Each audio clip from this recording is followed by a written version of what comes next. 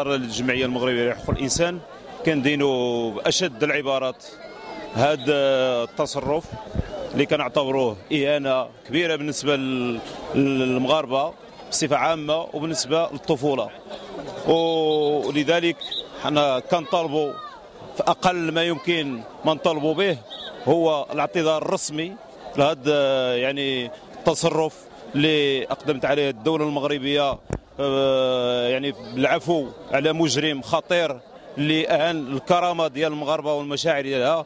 ولذلك يعني كندعو كل الاحرار في هذه البلاد باش يعني يتكتلوا من اجل يعني تحقيق هذا المطالب على الاقل في الوقت الراهن. وتحيه.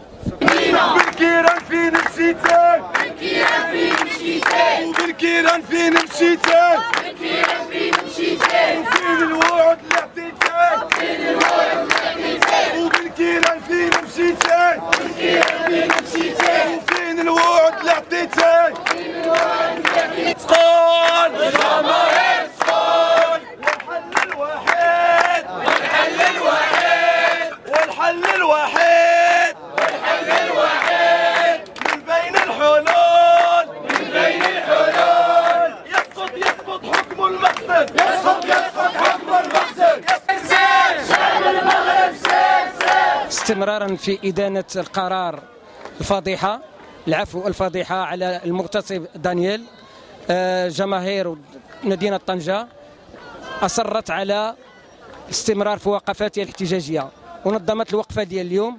الوقفة ديال اليوم مطالبها محددة. المطلب الأول هو الاعتذار الملكي، اعتذار المؤسسة الملكية للشعب المغربي قاطبة على هذه الفضيحة.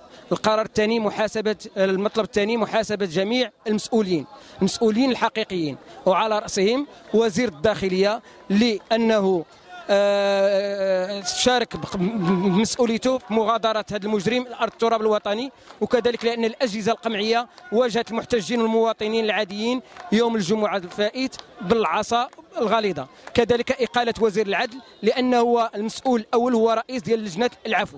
ثانيا كذلك إقالة ومحاسبة كل المسؤولين الأمنيين في المدن التالية: تطوان، الرباط، طنجة والناظور، لأن هذه المدن عرفت كذلك نزول العصا الغليظة على هذه المواطنين. المطلب الرابع هو إعادة النظر في قرار العفو، لأن كيفية تطبيق هذا العفو، لأن أثبتت الوقائع أن القرار عندما تسند إلى يد وحده كيكون قرار اللي هو خاطئ. لهذا كنطالبوا بانه خص تكون لجنه مسؤوله هي اللي يمكن تحاسبها، لان الان كيبقى باين بان هناك تخبط. هو واضح انه ما عرفوش من يحملوا القرار، في الاخر حملوا القرار لعساس ديال الحبس فقط كيحدي الحباسه. المساله الرابعه والاخيره والمطلب الخامس هو استقلال القضاء، لان ما يمكنش يكون القضاء في دولة ديمقراطية اللي كنطلبوها يكون القضاء تابع للملك وتابع كذلك السلطة ديال وزير العدل اللي تثبتت كذلك الوقائع أنه لا يتحكم في أي شيء. هذه هي مطالبنا الخمسة التي سنناضل من أجلها ونحتج من أجلها، وفي الأخير نعلن تضامنا المطلق والله مشروط المبدئي مع الطفولة المغربية بصفة عامة ومع أطفال 11 ديال القنيطرة. وعاش الشعب.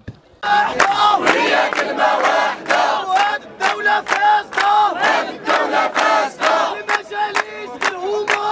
هذه الوقفة كتجي في سياق الفضيحة اللي عرفها المغرب ديال العفو على المغتصب 11 طفل اللي هو دانيال، ومن مورا 4 البلاغات ديال الديوان الملكي اللي استجاب فيها بعض المطالب فقط. باقي المطالب أخرى اللي هي أكبر وأوسع، اللي هي استقلال القضاء، حوار وطني، نفتحوا حوار وطني على استقلال القضاء، لجنه تشكل واحد اللجنه اللي تعاود تراجع قانون العفو واللي تزيد تفصل فيه باش ما تعاودش تكون باش ما نعاودوش نعيشوا في حال هاد الكوارث هادو.